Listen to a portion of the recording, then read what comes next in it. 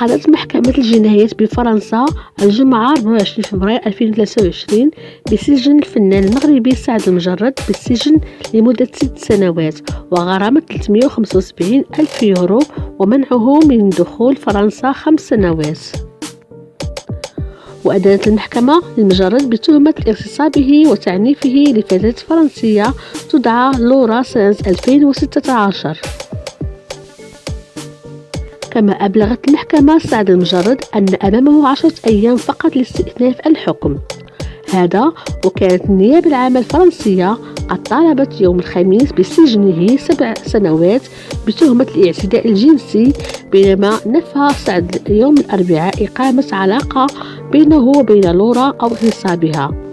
وقال المدعي العام جان كريستوف في نهاية مرافعته مذنب بارتكاب أعمال اغتصاب، مطالبا أيضا بحظر دخوله إلى فرنسا لمدة 5 سنوات بعد قضاء عقوبته حسب ما نقلته وكالة فرانس باريس.